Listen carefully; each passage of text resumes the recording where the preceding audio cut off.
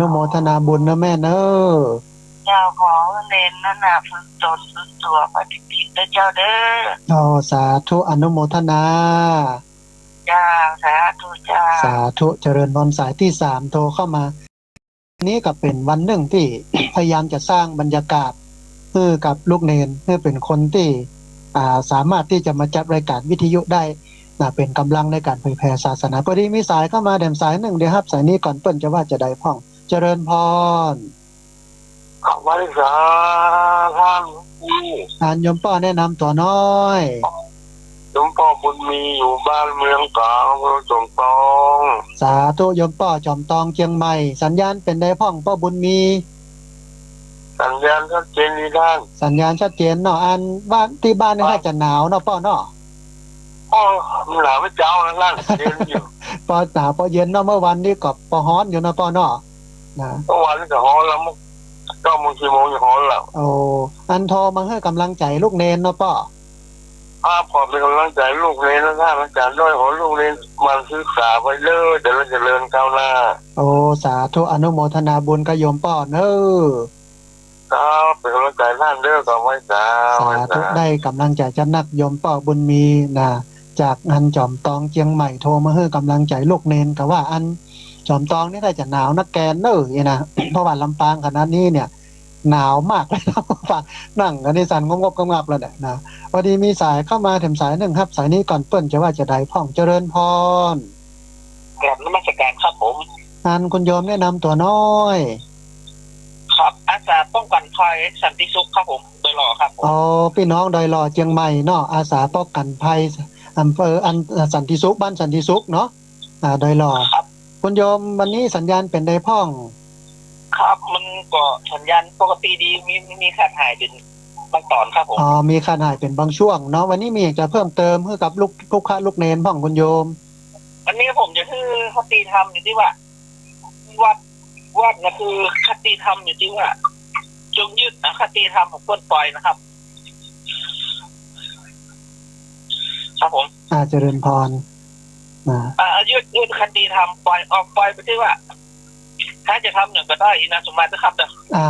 หมายความว่าอันซึกไปแล้วก็ต้องมีธรรมะเอาธรรมะไปใช้ในชีวิตประจำวันไม่ใช่ว่าซึกไปแล้วไปเลยอันบักขี้เหล้ากับเจ้าชู้อีนะอย่างที่ว่านะเฮ้ยไผไม่นอนเมาเฮียยันก็นานนะกะมันบ่เจ็ดที่แล้วเนาะครับมันจากวัดน้อยมันจากถ้าสาธิตมันวัดต้องก็กลายเป็นโอ้ครูบาอาจารย์มาสอนนั่นแหละไอ้เนาะกลายเป็นเสียวัดเสียวาเสียศาสนาไปซึกเอาไปก็เพื่อเป็นคนมีคุณภาพนี่เนาะเอาธรรมะไปใช้ในชีวิตประจำวันแล้วก็ยึดคำสอนของพระพุทธศาสนาไปโดยครับผมมันจะได้เป็นอันน้อยหนาที่มีคุณภาพถ้าหากว่าได้ซึกไปเนาะครับผมอนุโมทนาบุญเด้อคุณโยมเด้อครับผมสาธุอนุโมทนาบุญอันนี้เป็นนะเพราะว่าอันสมัยก่อนเนี่ยคนที่เพิ่นได้ไปบวชไปเรียนน่ะมันเหมือนกับว่าซึกมันสุขแล้ว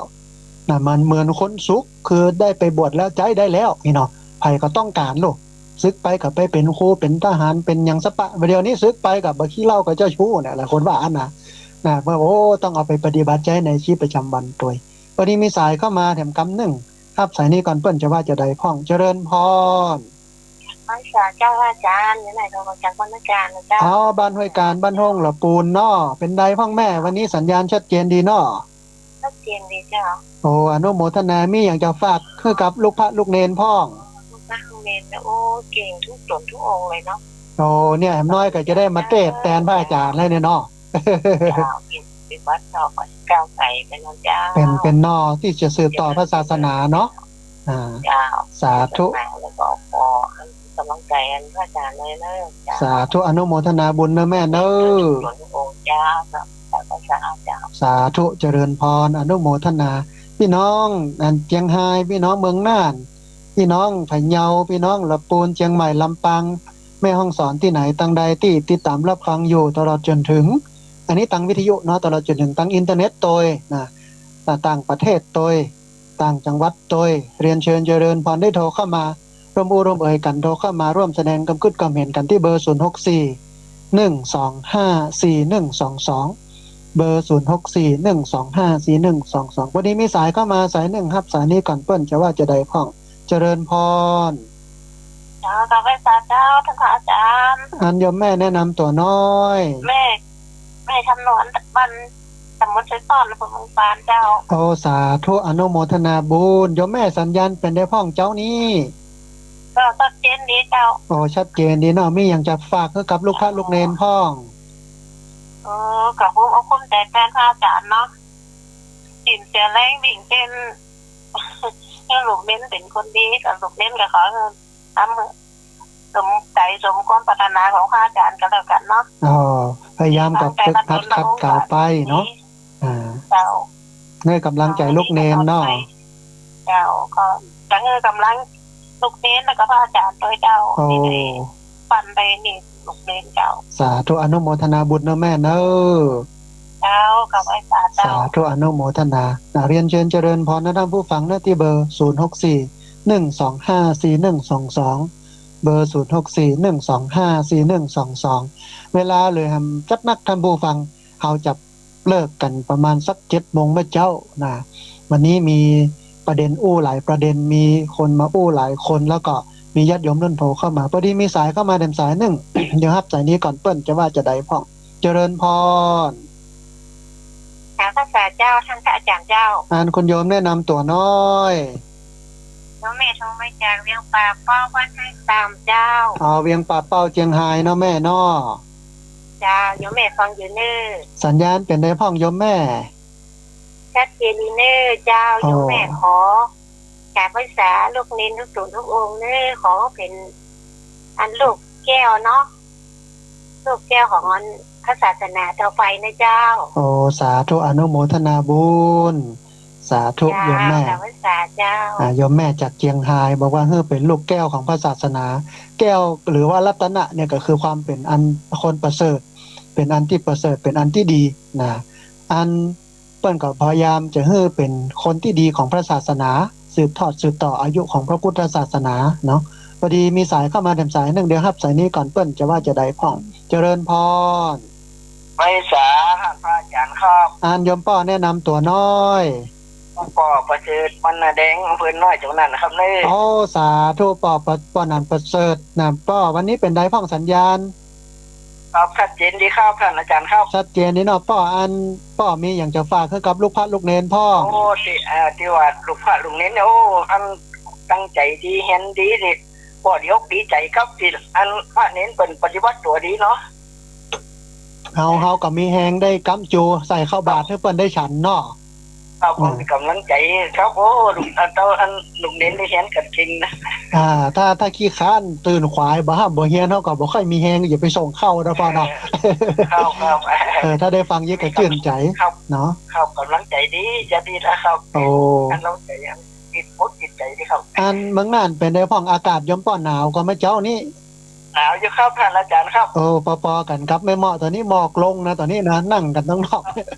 หมอกลงเหมือนกันนะครับอาจารย์ครับยมป้อรักษาสุขภาพเด้อ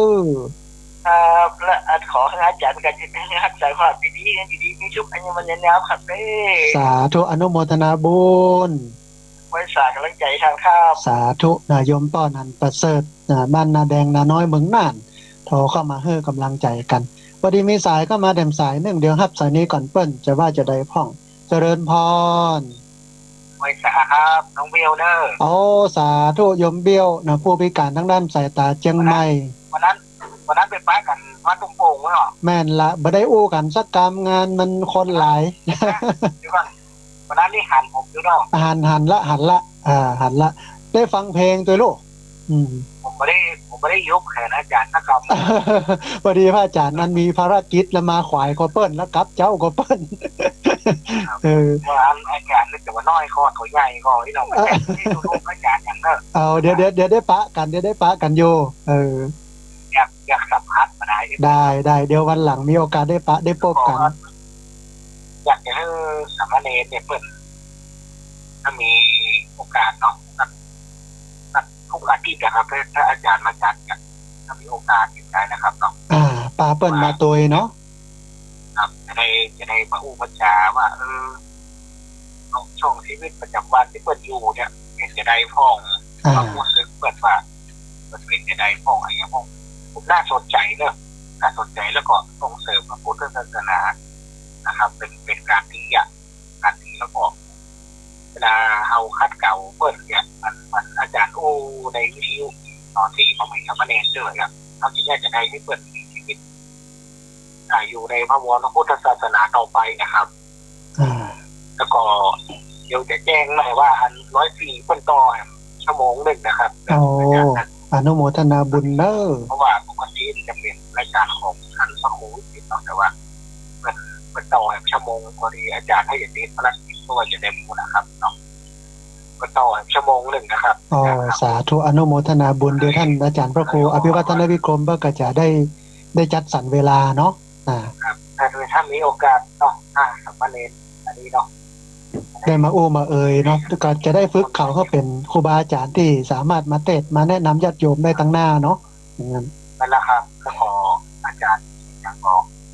มันจะได้สนทนากันในอย่างนั้นเนี่ยนะครับผมม่วนไปอย่างนึงเขาได้ส่งเสริมตะอ่อนส่งเสริมอย่างเนี้ยเขาเนี่ยขัดเกลาชีวิตเขาอย่างเขาเนี่ยครับอย่างครับมันจะได้มีประโยชน์วันตะก้อนที่ผมเรียนอยู่โรงเรียนตาบอดเนี่ยผมมีวินัยเนี่ยครับเหมือนเขาฟังกับเหมือนเขาย้อนอดีตไปในตัวเหมือนกันนะครับได้ฝึกได้หัดอย่างสามเณรเลยเนาะเนี่ยไปโยมเบี้ยวก็เลยได้เป็นคนที่มีคุณภาพก่อนย้อนว่าได้ฝึกอย่างอี้เนาะเหมือนกันเปรียบเลยเขาว่าผมนี่ถ้าตีห้าถ้าเกิดลูกนี่เป็นเอาน้ำฮะเหมือนกันเลยถ้าว่าน้ำฮะก็ไม่เรียวอ่ะนะไม่บุนะเพราะว่าเขาผ่านระบบนี้มาเขาก็เลยเป็นคนที่มีความรับผิดชอบมีความคิดความอ่านมากขึ้นครูบาอาจารย์เนี่ยเพื่อนก็ได้ตั้งใจทำแล้วครับแต่ว่าเพื่อนอยากให้เขาเนี่ยมีระเบียบวินัยครับผมเพื่อนทำด้วยความฮักเขาเพื่อนทำด้วยความเป็นห่วงเขาเนาะเพื่อนไม่ได้ทำด้วยความจังความทำร้ายอย่างที่ใช่นะครับคนสมัยใหม่เนี่ยตรงเนี้ยเขาไม่ค่อยสนใจกับเรื่องของธรรมะอย่างเงี้ยครับ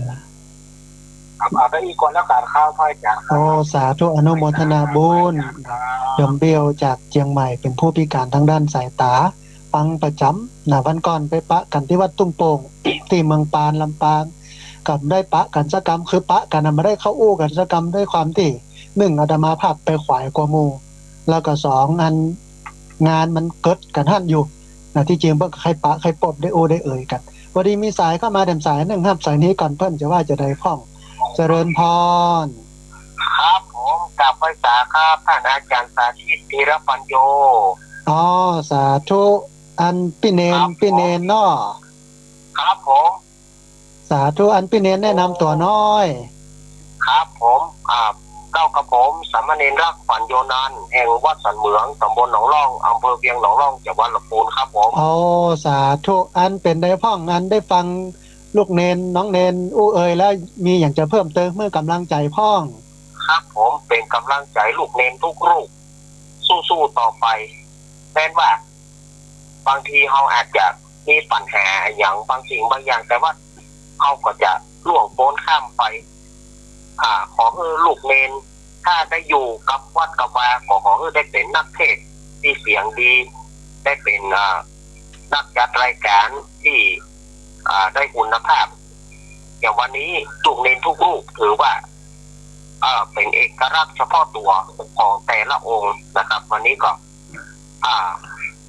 ลุงขอให้กำลังใจลูกเนนทุกรูปทุกองค์นะครับแล้วกับเป็นกำลังใจท่านอาจารย์สาธิตตัวนะครับครับสาธุครับเพื่อเราจ่ายตัวเองครับวันนี้กับเจมาอยู่ตัวเจก็ขอฝากกำลังใจลูกเนนเนอร์เนาะครับผมกลับไว้จ่าครับนมัสการครับได้กำลังใจจัดนักอันพี่เนนรักเพิ่นโทรเข้ามาให้กำลังใจลูกเนนด้วยกันพอดีมีสายเข้ามาแถมสายหนึ่ง ที่รับสายนี้ก่อนเปิ้นจะว่าจะได้พ้องเจริญพรพระสัตว์เจ้าอันโยมแม่แนะนำตัวน้อยแม่บัวดอยเจ้าโอ้สาธุแม่แจ่มเนาะแม่เนาะหรือว่าจำตองทอเจ้าไปทอเจ้าบ้านหมู่บ้านอย่างก็แม่บ้านส้มปล่อยเจ้าบ้านส้มปล่อยจอมตองเชียงใหม่เนาะแม่เนาะเจ้าโอ้เป็นไดพ้องแม่สัญญาณชัดเจนดีเนาะเจ้าสัญญาณชัดเจนดี ข้าจะดูแลสามเณรได้บุญเยอะเนาะ ละม่วนใจบุญสร้างคนนี่เป็นบุญใหญ่แม่ แม่ บุญใหญ่บุญหลวง ค่ะ มีอย่างจะฝากให้กับลูกเนนพ่อ เราไปดูนี่ก็แค่มีแล้วนะ เจ้า หาเฉียมหายาก เจ้ารักษาเจ้า สาธุอนุโมทนาบุญโยมแม่โทรมาจากบนดอยที่จอมตอง โทรมาให้กำลังใจว่าเนี่ยฝึกลูกพระลูกเนนเนี่ยเป็นประโยชน์ดีแล้วก็ให้กำลังใจลูกเนนโดยประเดี๋ยวนี้ก็หาเฉียมวันที่มีสายเข้ามาเดิมสายหนึ่ง เดี๋ยวรับสายนี้ก่อนเปิ้นจะว่าจะได้พ่องเจริญพร รักษาเจ้าท่านรักษาเจ้า อันโยมแม่แนะนำตัวน้อย แม่อุอินอยู่แม่จากสะเมิงนะเจ้า โอ้อำเภอสำเมิงจังหวัดเชียงใหม่เนาะ เจ้าฟังข้างกับง้อนชัดเจนเจ้า โอ้สัญญาณชัดเจนเนาะแม่เนาะ เราเจอแล้วมันติดยากเนอะ คนโทรเข้ามานักโยมแม่เป็นโทรเข้ามาหลายต้องพยายามสักน้อย แต่วันนี้ติดแล้ววันนี้ติดแล้ว ใจน่ะโทรมาเรื่อยๆนั่นน่ะ มันมีอย่างจะฝากให้กับลูกเนนพ่องแม่ ก็ว่าลูกเล่นเขาหลานเล่นเขาเฮียนมันเจอเก่งๆเฮียนเป็นอันมหาพุนเนอร์ โอ้สาธุ ประโยคเก้าพุนเนอร์ โอ้อนุโมทนา ถ้าเป็นมหาถ้าเป็นอันเฮียนชื่อวันถึงประโยคเก้าพุนเนอร์ สาธุสาธุ เฮียนเก่งๆเจ้า อนุโมทนาบุญนะแม่เด้อ เก่งจังอาจารย์เก่งจังลูกเน้นเนาะ สาธุ จ้าเจ้า สาธุโยมแม่จากสำเมิงเชียงใหม่นะโทรมาให้กำลังใจบอกว่าสัมมาเนรลูกเนนตั้งใจเฮียนเน้อนะเวลาพอมีเหลืออยู่ประมาณสัก20 นาทีได้แหมหลายสายเรียนเชิญเจริญพรที่เบอร์0641254122เบอร์0641254122พอดีมีสายเข้ามาเดิมสายหนึ่งเดี๋ยวรับสายนี้ก่อนเปิ้นจะว่าจะได้พ่องเจริญพร ครับกวาสาครับท่านอาจารย์ โยมป้อแนะนำตัวน้อย ผู้บุญธรรมบ้านปุงหนองเวียงปะเป้าครับ สาธุอันโยมป้อบุญอันป้ออันจากเจียงไฮ้เนาะป้อเนาะ ครับจากเชียงรายครับขอเป็น สาธุ กำลังใจลูกเน้นตั้งยกตั้งใจเฮียนเนอ สาธุ โถมันเก่งอย่างอาจารย์ก็เก่งไว้แหลมนอ สาธุโยมป้ออนุโมทนาบุญเด้อ ครับ สาธุเจริญพ มาร จะไม่ได้เป็นอย่างที่อาจารย์ว่าเนาะ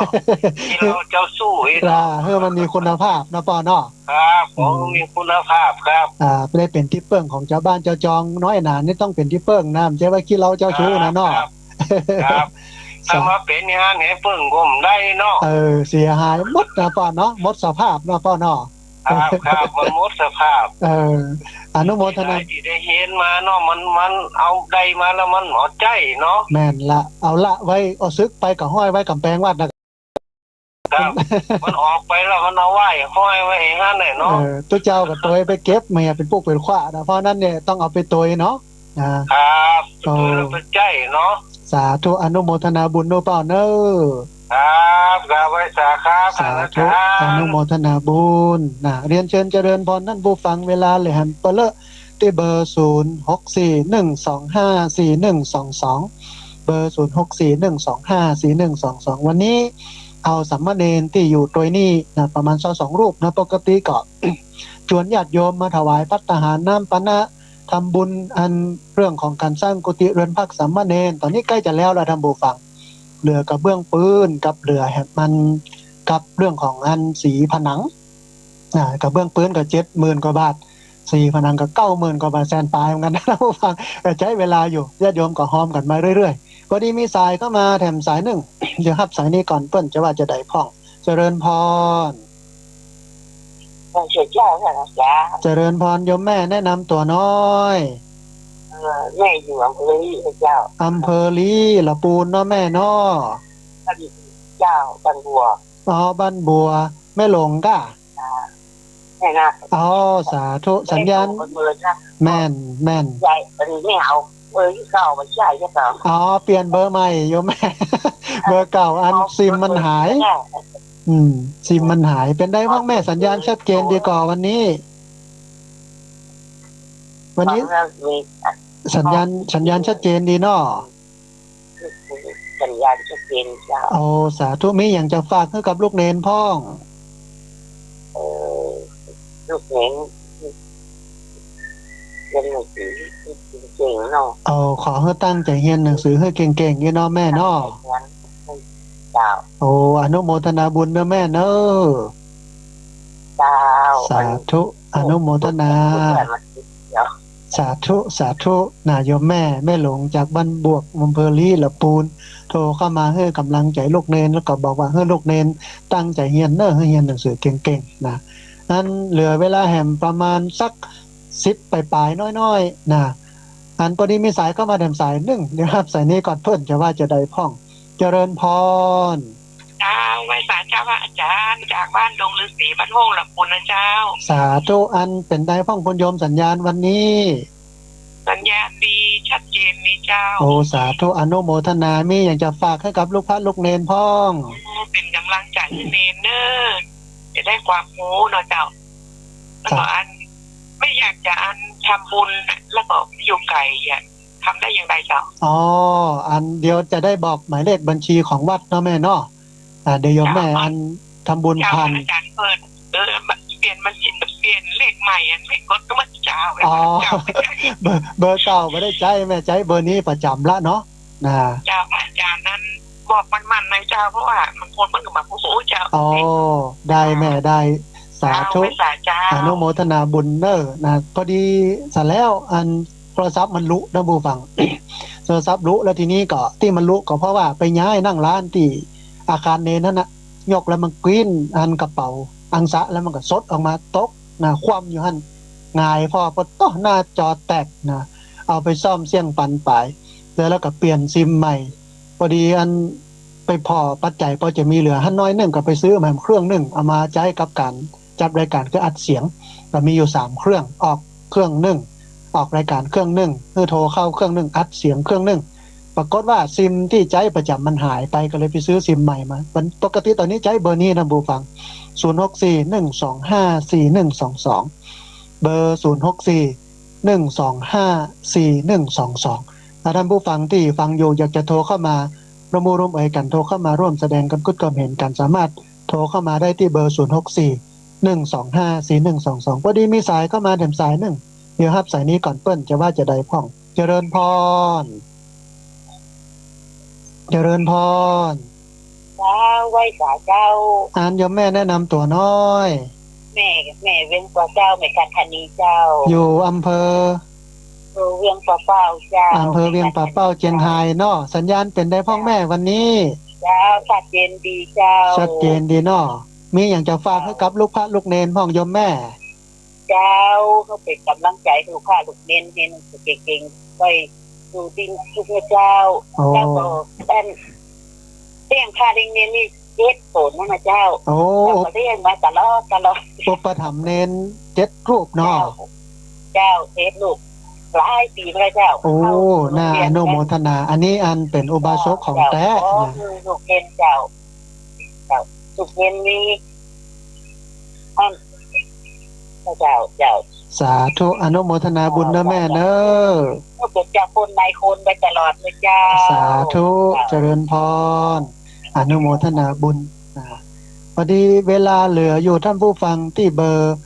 0641254122โทรเข้ามาได้เนอะ0641254122ท่านใดที่โทรเข้ามาแล้วบัดคิดเตื้อไอ้นะว่าอย่างมาเมินเพราะมันโทรเข้ามาหลายสายก็ลูกกันโทรลูกวันกันยังเคยพระแคบเลยตอนนี้นะก็มันโทรน้อยหนึ่งที่เบอร์0641254122พอดีมีสายเข้ามาสายหนึ่งเดียวครับสายนี้ก่อนเปิ้นจะว่าจะได้พ่องเจริญพร จากไปสาเจ้า อันคุณโยมแนะนำตัวน้อย เอาเดี๋ยวแม่จากนาน้อยเจ้า โอ้อำเภอนาน้อยจังหวัดน่านน้อ เจ้า สาธุสัญญาณเป็นได้พ่องโยมแม่วันนี้ ชัดเจนเจ้า ชัดเจนดีน้อมีอย่างจะฝากให้กับลูกเนนพ่อง เจ้าโยมแม่ก็ขออนุโมทนาให้ตั้งใจปฏิบัติที่อันพระอาจารย์สอนนะเจ้า เป็นนาบุญของอันหมู่เฮาจะพุทธจุจอดต่อถึงฟังนะเจ้าที่ตั้งใจไว้อ่ะเจ้า โอ้สาธุอนุโมทนาบุญนะแม่เนอ เจ้าจะไม่สารนะเจ้า สาธุอนุโมทนาบุญนะโยมแม่จากนาน้อยจากเมืองน่านโทรเข้ามาอันเหลือแฮมประมาณสักน้อยหนึ่ง สัก4-5 นาทีก่อนที่จะให้ลูกเนนได้ให้ศีลให้ปอนกับญาติโยมเนาะอันโทรเข้ามาหน้าที่เบอร์0641254122เบอร์ใหม่นะเบอร์0641254122พอดีมีสายเข้ามาสายหนึ่งรับสายนี้ก่อนเปิ้นจะว่าจะได้พ่องเจริญพรสาธุเจ้าค่ะนั้นคุณโยมแนะนำตัวน้อยโยมจันทาโทรมาจากดอยหล่อเชียงใหม่ด้วยเจ้าค่ะโอ้สาธุอนุโมทนาบุญคุณโยมจันทามีอย่างจะเพิ่มเติมให้กับลูกเนนพ่องวันนี้เจ้าค่ะเพิ่มเติม ก็ว่ามียังเจ้าค่ะจะโยมอยากจะหอมเจ้าค่ะอ๋อสาธุเดี๋ยวท้ายๆรายการจะได้บอกอันบัญชีของวัดเนาะกำลังใจทั้งลูกเนนทั้งพระอาจารย์ตัวเจ้าค่ะโอ้สาธุอนุโมทนาบุญเนอะเจ้าค่ะจะโยมพระอาจารย์ขอบอกหมายเลขบัญชีตัวนะเจ้าค่ะได้คุณโยมได้สาธุอนุโมทนาบุญนะคุณโยมจันทาโดยรอนะซึ่งติดตามรับฟังประจำร่วมกินร่วมทานกันเป็นประจำเริ่มสัก2 นาทีท่านผู้ฟังนะเรียนเชิญเจริญพรที่เบอร์0641254122เบอร์0641254122ก่อนที่จะให้ลูกเนนได้ให้ข้อคิดฝากอย่างไว้ให้กับญาติโยมเสร็จแล้วถ้ามีเวลาก็จะโทรเข้ามาแถมจนถึง7 โมงท่านผู้ฟังพอดีมีสายเข้ามาแถมสายหนึ่งครับสายนี้ก่อนเปิ้นจะว่าจะได้พ้องเจริญพรพระเจ้ามาจ้าอันโยมแม่แนะนำตัวน้อยไปจังฟองมานันโจนไปวางโอ้สาธุอำเภอแม่วางจังหวัดเชียงใหม่สัญญาณเป็นได้พ้องโยมแม่วันนี้โอ้ชัดเจนดีเจ้าชัดเจนดีเนาะอันฝากอันอย่างให้กับลูกพระลูกเนนสักหน่อยนึงเด้อขอฝากกำลังใจให้พระน้องนิดเห็นหนังสือดีๆจะที่ผลงานดีๆเนาะเป็นคนดีคือของพ่อของแม่เนาะโอ้ของพระอาจารย์เลยเนาะสาธุได้กำลังใจจัดหนักเราจะช่วยฟังกรรมเนาะสาธุอนุโมทนาบุญนะโยมแม่เนอะสาธุเจริญพรนะสาธุนะเอาละท่านผู้ฟังในช่วงนี้อาจจะงดรับสายสักกำหนึ่งเหลือเวลาประมาณสัก15 นาทีเดี๋ยวจะได้ให้สามเณรฝากข้อคิดฝากธรรมะให้กับญาติโยมแล้วก็ในช่วงท้ายถ้ามันมีเวลาก็จะให้ญาติโยมโทรเข้ามาตอนนี้อาจจะงดโทรเข้ามาสักกำหนึ่งก็ได้ท่านผู้ฟังประมาณสัก10 นาทีก็โทรเข้ามาใหม่ตอนนี้ขอนิมนต์สามเณรได้ให้กำลังใจได้ให้ข้อคิดกับญาติโยมที่ฟังอยู่ทางบ้านรูปนายจะจะเอ่ยก่อนสามเณรก่อนคำนิมนต์สามเณรก่อนคำครับสักน้อยหนึ่งครับผมก็ขอขอบคุณญาติโยมทั้งหลายที่เปิ้นคือกำลังใจเฮาเนาะก็จะตั้งใจให้เต็มที่นะครับแล้วก็ผมก็เคยไปอ่านเจอในของพระอาจารย์สาธิตเปิ้นได้โพสต์ลงไว้ว่าปัญหานั้นมีไว้เพื่อแก้บ่ได้มีไว้เพื่อเฮากุ้มเนาะก็อย่างที่ว่าเนาะปัญหาเฮาก็แก้ถ้ามันแก้ไปเสร็จเนี่ยเฮาก็จะหันว่าปัญหานั้นมันเล็กน้อยนิดเดียวเนาะก็ถ้าเฮาผ่านพ้นมันไปได้นะครับเฮาก็อย่าไปกุ้มกับปัญหาเยอะนะเพราะว่าถ้าเฮาผ่านพ้นไปเนี่ยเฮาก็จะเป็นคนที่แข็งแกร่งดังพระอาจารย์เพิ่นเคยสอนเฮาไว้นะครับก็ขอฝากไว้ตะอี้นะครับผมสาธุอนุโมทนาบุญกับสามเณรก่อนคำนิมนต์รูปต่อไปครับสามเณรสมพิทักษ์นิมนต์ครับก็ขอขอบคุณกำลังใจศรัทธาญาติโยมที่ให้กำลังใจมานี้ก็จะได้ตั้งใจทำเรียนศึกษาไปนะครับก็มีทำมาว่าปัญหาตั้งหลายมันมีตังเข้ามันก็ต้องมีตังออกก้อยๆทำไปก้อยๆคิดต้องมีสติในการทำเอาพระพุทธเป็นตีนำเอาพระธรรมเป็นตีเปิงเอาพระสงฆ์เป็นตีปรึกษาและมีสุภาษิตจะมาฝากศรัทธาทั้งหลายตัวว่ามโนบุพังขมาธรรมามโนเศรษฐามโนมายาทำทั้งหลายมีใจเป็นหัวหน้ามีใจสำคัญที่สุดและสำเร็จแล้วด้วยใจจะทำอันหยังเขาก็ขอให้ได้ทำก่อนมันจะได้บ่เสียใจว่าเขาไม่ได้ทำเตื่อแล้วมันบ่สำเร็จเขาต้องลงมือทำก่อนความพยายามอยู่ที่ไหนความสำเร็จที่นั่นเจริญพรสาธุสามเณรสมพิทักษ์นะครับรูปต่อไปครับสามเณรไทยวันนิมนต์ครับ คติธรรมของผมนะครับทำดีได้ดีทำชั่วได้ชั่วแต่ถ้าอยากได้ดีก็ต้องก็ต้องซื้อกระเบื้องให้กับสถาบันธรรมาภิวัตน์ครับผม สาธุอนุโมทนาบุญสามเณรไต้หวันนะมาจวนญาติโยมซื้อกระเบื้องถวายนะปูกับกุฏิสามเณรสงสัยแค่อยู่กุฏิใหม่แล้วแหละนะนิมนต์รูปต่อไปครับนะนิมนต์รูปต่อไปครับนะนิมนต์ครับ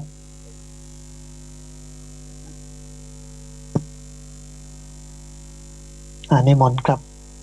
ขอกราบขอบคุณศรัทธาทั้งหลายที่ฟังอยู่ทางบ้านนะครับ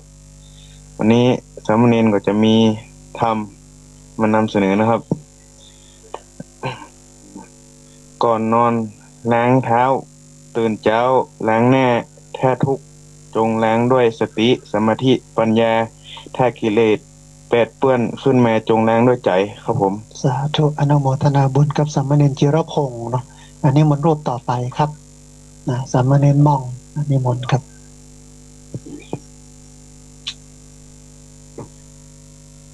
เจริญพรนะขอบคุณกับศรัทธาญาติโยมเลยนะครับ ที่ให้กำลังใจมานะครับวันนี้ก็มีคำคมมาฝากขึ้นนะครับเนาะไม่ได้มีธรรมะเหมือนคนอื่นนะครับแต่ว่าฝากคำคมคิดไว้สั้นๆนะครับเนาะก็คือว่ารู้จักคนเราครับรู้จักคนอื่นแต่ไม่รู้จักตนคือคนที่ไม่รู้จักเรียนรู้ครับของเขาสาธุอนุโมทนาบุญกับสามเณรม่องนิมนต์รูปต่อไปครับสามเณรอภิชัยนะครับนิมนต์ครับ ก็ขอบคุณญาติโยมทางบ้านครับที่ให้กำลังใจมาครับ วันนี้จะมาฝากข้อคิดนะครับศรัทธาทั้งหลายถ้าเราอยากได้รอยยิ้มของอีกฝ่ายหรืออีกคนเราต้องจ่ายด้วยรอยยิ้มของเราก่อนด้วยศรัทธาทั้งหลายครับสาธุอนุโมทนาครับสามเณรอภิชัยครับสามเณรอภิชัยครับนิมนต์ครับ ก็ขออนุโมทนากับญาติโยมทั้งหลายครับที่ให้กำลังใจมากครับผมก็มีข้อคิดว่ามองปัญหาให้เหมือนกับเม็ดทรายถึงจะเยอะมากมายแต่ทรายก็เล็กแค่นิดเดียวครับสาธุสุดท้ายครับสามเณรแรงหานครับรูปสุดท้ายนะครับนิมนต์ครับก็ขออนุโมทนาบุญกับศรัทธาญาติโยมที่คือกำลังใจมาก็ดีที่ร่วมทำบุญกระเบื้องมาก็ดีนะครับผมก็มีข้อคิดที่จะฝากถึงศรัทธาญาติโยมที่ฟังทางบ้านนะครับอย่าคาดหวังกับสิ่งที่มีชีวิตอย่ายึดติดกับสิ่งที่มีวันดับสลายอย่ายอมแพ้หากยังมีลมหายใจอย่าประมาทมากมายกับใจคนครับขอบคุณครับสาธุอนุโมทนาบุญกับสามเณรแรงหานอันนี้ก่อนที่จะหมดเวลาสามเณรทั้งหลายได้ให้ข้อคิดอันมีบางรูปอาจจะเข้า Facebook ของพระอาจารย์ไปดูหมายเลขบัญชีของอันที่พักสงฆ์มาดูกั๊บหนึ่งก็จะได้บอกกับญาติโยมเพราะว่าเปิ้ลอยากจะร่วมบุญมาในเรื่องของการสร้างกุฏิเรือนพักสามเณรซึ่งตอนนี้เหลือในส่วนของกระเบื้องพื้นกับผนังเดี๋ยวจะได้บอกหมายเลขบัญชีพอดีมีสายก็มาแถมสายหนึ่งที่จริงขณะที่สามเณรกำลังอู้อยู่กับโทรเข้ามาหลาย10สายกันพอสมควรตอนนี้ได้เวลาที่ญาติโยมจะโทรเข้ามาร่วมเอ่ยกันโทรเข้ามาร่วมแสดงความเห็นกันแล้วที่เบอร์064-125-4122เบอร์064-125-4122เดี๋ยวรับสายนี้ก่อนเปิ้นจะว่าพร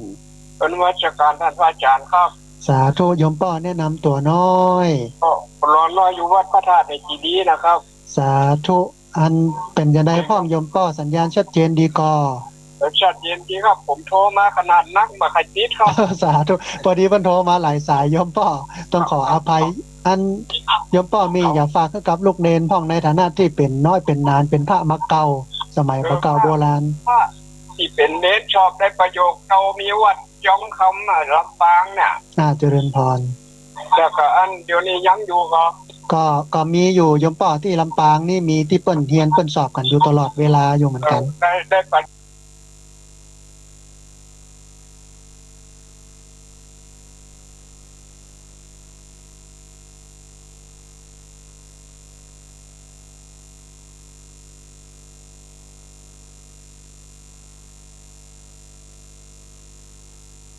เรียนเก่านะใช่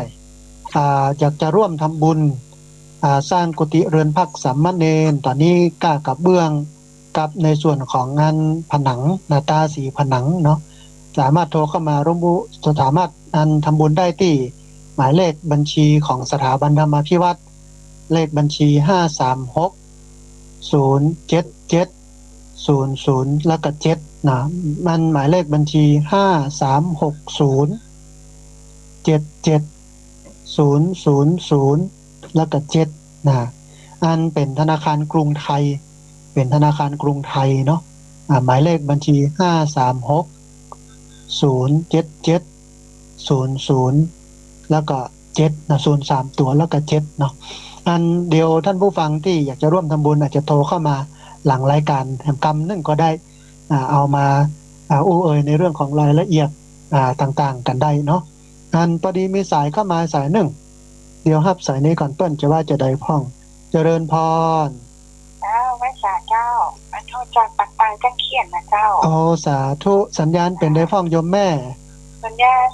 ปกตินี่ชัดเจนเจ้ามีบางช่วงบันไดที่มันจะหายไปสัก15 วินะเจ้าอ๋อมีบาง2เตื้อแต่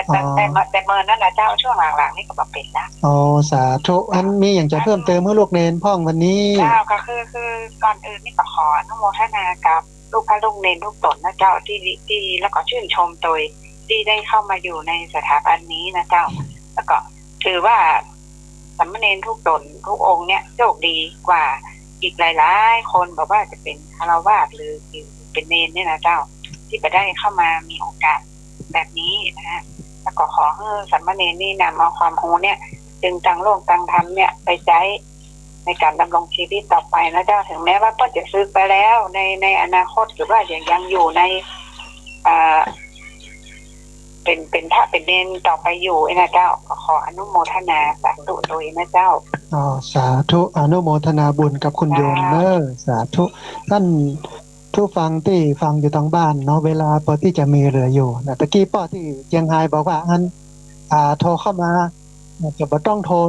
อู้เอ่ยกันนักเนอะโอ้คนละน้อยละน้อยคือมีสาระเรียนเชิญเจริญพรเนอะพอที่จะ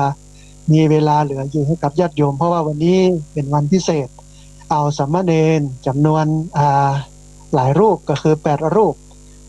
มาจัดรายการนะฮะเพราะฉะนั้นตอนนี้ก็ยังมีเวลาที่ญาติโยมสามารถโทรเข้ามาร่วมเอ่ยกันโทรเข้ามาร่วมแสดงกับเกิดความเห็นกันประมาณสัก 6-7 นาทีอันหนึ่งก็คือสามารถร่วมทำบุญกุฏิเรือนพักสามเณรพร้อมกับภัตตาหารน้ำปานะเนาะเพราะว่าปกติเนี่ยสามเณรมาแต่ละครั้งเนี่ยอาตมาภาพก็จะถวายปัจจัยดูแลภัตตาหารประมาณสัก 5,000 ก็ถ้าเดือนไหนมา2เตื้อก็10,000นะอันนี้บัดนับอันหลังจากที่เปิ้นไปแล้วก็ต้องมาดูแลเรื่องของผ้าห่มที่นอนเปิ้นเนาะเพราะว่าหน้าหนาวช่วงนี้ก็ใจหนักอยู่พอสมควรแต่ว่าถ้าช่วงไหนเปิ้นไปเมื่อตอนเนาะวันนั้นหยุดบ่ได้เรียนเปิ้นก็จะซักกันนะเปิ้นก็จะดูแลกันไปมันก็มีส่วนหนึ่งเพราะฉะนั้นญาติโยมสามารถมาร่วมบุญกันได้ที่ธนาคารกรุงไทยหมายเลขบัญชี53607700007นะ53607700007อันเป็นธนาคารกรุงไทยชื่อบัญชีสถาบันธรรมาภิวัตร53607700007เรียนเชิญเจริญพรได้ร่วมบุญกันเวลาเรือแฮมประมาณสัก6 นาทีท่านผู้ฟังเรียนเชิญเจริญพรได้โทรเข้ามาร่วมบูรพเอ่ยกันโทรเข้ามาร่วมแสดงความคิดความเห็นกันได้ที่เบอร์064-125-4122เบอร์064-125-4122วันนี้โทรเข้ามาหลายจังหวัดโทรเข้ามาค่อยหลังอำเภอมาให้กำลังใจลูกพระลูกเนรกันอาตมาภาพผู้เอ่ยแล้วก็ยึดถือเสมอว่าการที่จะได้ผลดีนั้นมันต้องสร้างเหตุถ้าผลดีแล้วเหตุก็ดีอยู่ๆแล้วเหตุมันจะลอยมาโดยตรงกับบ่ได้มันต้องสร้างเอามาถึงจะดีพอดีมีสายก็มาเต็มสายหนึ่งเดี๋ยวครับสายนี้ก่อนเปิ้นจะว่าจะได้พ่องเจริญพรเจริญพรเป็นคักเยอะขนาดเนาะเจ้าสาธุอาจารย์ก็ขอชื่นชมสามเณรนะเจ้าแล้วที่มีความภาคเพียรเจ้าได้ความรู้ทั้งทางโลกและทางธรรมเนาะก็ขอเป็นกำลังใจให้สามเณรได้พระอาจารย์นะเจ้าสาธุอนุโมทนาบุญค่ะยมโทรจากสัง กำแพงเจ้า โอ้โยมแม่จากสังกำแพงเชียงใหม่เนาะ แล้วยมแม่อรสาเจ้า สาธุอนุโมทนาบุญนะแม่เนอะ เจ้าเดี๋ยวยมจะส่งเข้าร่วมสร้างที่พักพระเจ้า โอ้อนุโมทนาบุญนะแม่เนอะสาธุเจริญ ขอบ พ พระ ร คุณเจ้า สาธุนะญาติโยมที่อยากจะร่วมบุญอาจจะโทรมาหลังจัดรายการเสร็จก็ได้ แต่ว่าขอโทรเข้ามาขวายๆน้อยเพราะว่าเดี๋ยว8 โมงมีบรรยายนิดนึงนะทำคลิปวิดีโอส่งให้กับมหาวิทยาลัยเชียงใหม่8 โมงไปเจ้านะอาจจะประมาณสัก9 โมงครึ่งนะก็โทรเข้ามาเนาะแต่ว่าตอนนี้พอที่จะมีเวลาเหลืออยู่ประมาณสัก 4-5 นาทีเรียนเชิญเจริญพรที่เบอร์ 0641254122 เบอร์ 0641254122 อันสังคมดีบ่มีขายอยากได้ต้องช่วยกันทำอาตมาภาพอู้เสมอว่าอยากได้ผลต้องสร้างเหตุเพราะเหตุนั้นทำให้เกิดผลคนหลายคนอยากจะได้ผลดีแต่บ่สร้างเหตุนั่นมันก็เป็นเรื่องที่น่าตลกพุทธศาสนาเป็นศาสนาที่ตั้งบนฐานของเหตุผลนะท่านผู้ฟังเนอะเพราะฉะนั้นเนี่ยอันท่านผู้ฟังก็จะต้องตั้งใจกันสร้างเหตุนะเพื่อทำให้เกิดผลเมื่อเหตุดีแล้วผลก็จะมีมาโดยถ้าจะไปหวังให้มันได้ผลโดยบ่สร้างเหตุมันก็เป็นเรื่องที่น่าตลกคนถึงวันนี้ท่านผู้ฟังเฮาก็ดูถูกวัดวาศาสนาดูถูกพระเนรว่าเป็นคนที่บ่มีคุณภาพพระเนรบ่ดีเนี่ยก็ได้กระจมเนาะได้กระจมได้ก็ว่าแต่บ่เคยได้เข้ามาช่วยค้ำจูอุดหนุนบ่ช่วยเข้ามาสนับสนุนบางครั้งบางทีก็มองว่าโอ้ทุกเจ้าพระเนรเพิ่นอยู่สบายแล้วโลกนี่เนาะนั้นรับกิจนิมนต์มามีสตังค์มีหั่นมีนี่ที่จริงมันก็เป็นส่วนหนึ่งแต่โดยส่วนแล้วใหญ่แล้วอย่างที่ฟังเนี่ยเพิ่นก็อยู่ลำบากอยู่ก็ต้องได้รับการอุปถัมภ์บำรุงจากญาติโยมแต่ไม่ได้หมายความว่าเพิ่นก็จะงอมืองอเท้าของเพิ่นนะเพิ่นกระทำของเพิ่นไปอันส่วนไหนที่เพิ่นฮ้องว่าเพิ่นเนี่ยบ่ได้ก็ต้องรอการอุปถัมภ์ของญาติโยมเพราะว่าพระพุทธศาสนานั้นมันได้ถูกวางระบบไว้คือโลกอุปถัมภ์ธรรมธรรมค้ำจุนโลกนะโลกอุปถัมภ์ธรรมธรรมค้ำจุนโลกเพราะนั้นเนี่ยสองส่วนนี้มันขาดจากกันบ่ได้อันหนึ่งที่อาตมาภาพอู้เสมอว่าหน้าที่ของเราชาวพุทธที่มีต่อศาสนาทั้ง3แกนหลักของพุทธศาสนาคือศาสนธรรมศาสนวัตถุแล้วก็ศาสนบุคคลศาสนธรรมคือคำสอนศาสนวัตถุคือเสนาสนะสิ่งของศาสนบุคคลคือบุคลากรของพุทธศาสนาเฮาในฐานะที่เป็นชาวพุทธต้องไปค้ำไปจูศาสนาทั้ง3นี้การค้ำจูศาสนธรรมก็คือศึกษาปฏิบัติเผยแผ่การค้ำจูศาสนวัตถุคือสร้างแล้วก็ซ่อมแต่สร้างซ่อมบนหลักการคือเรียบง่ายประหยัดประโยชน์พูดถึงเรื่องของประโยชน์การใช้เป็นหลักสุดท้ายศาสนาบุคคลก็คือ1อุปถัมภ์บำรุงด้วยปัจจัย4 2สนับสนุนให้เพิ่นได้ศึกษาทำได้ปฏิบัติธรรมถ้าทำได้อย่างนี้แล้วเนี่ยก็ชื่อว่าเฮาทำหน้าที่ของความเป็นพุทธศาสนิกชนได้สมบูรณ์ถึงแม้ว่าศาสนามันจะเสื่อมมันจะหมดไปตามกาลเวลาอย่างใดก็เรื่องของมันเฮาก็ภูมิใจเฮาก็ดีใจว่าเฮาทำหน้าที่ของเฮาได้ดีที่สุดแล้วญาติมาภาพเองก็ดีกับมุ่งมั่นเนาะกับเรื่องนี้ยิ่งเฮาหันสังคมเสื่อมทรามยิ่งเฮาหันปัญหาการผิดศีลผิดธรรมของคนนักเท่าใดยิ่งเฮาหันความขัดแย้งพระสงฆ์องค์เน้นนักเท่าใดยิ่งมีข่าวพระสงฆ์องค์เน้นออกข่าวในเชิงลบนักเท่าใดเฮาก็ต้องยิ่งลุกขึ้นมาทำงานลุกขึ้นมาทำหน้าที่ลุกขึ้นมาค้ำจูพระพุทธศาสนาเนาะเอาละวันนี้พอสมควรแก่เวลาอาตมาภาพพระสาธิตธีระปัญโยผู้ดำเนินรายการธรรมาภิวัตรนั่นเป็นรายการวิทยุเพื่อการเผยแผ่พระพุทธศาสนาส่งเสริมการศึกษาและพัฒนาสังคมซึ่งรายการนี้ออกอากาศทุกวันอังคารในช่วงเวลา 4:00 นจนถึง 7:00 นตั้งสถานีวิทยุในเครือข่ายสถานีวิทยุคลื่นสีขาวเพื่อชาวประชา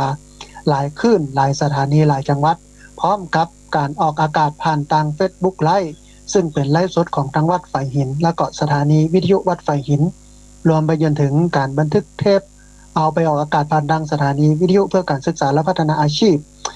Radio Network FM 99.50 MHz ของวิทยาลัยเทคโนโลยีและการจัดการกฟผ.แม่เมาะและเอาไปออกผ่านทาง YouTube ของอาตมาภาพพระสาธิตธีระปัญโยใน Facebook ของอาตมาภาพพระสาธิตธีระปัญโยพร้อมกับเพจ Facebook ของสถาบันธรรมาภิวัตรซึ่ง3ช่องทางสุดท้ายต่างหลังนี้ท่านผู้ฟังสามารถไปติดตามรับฟังย้อนหลังครับลอกลิงก์ก๊อปปี้ลิงก์ส่งแชร์ให้กับญาติธรรมทั้งหลายเพื่อได้ยินได้ฟังกันตัว อาตมาภาพพร้อมกับสามเณรไทวันสมพรสามเณรอภิชัยแก้วมูลสามเณรหม่องลุงเล็กสามเณรจิรพงษ์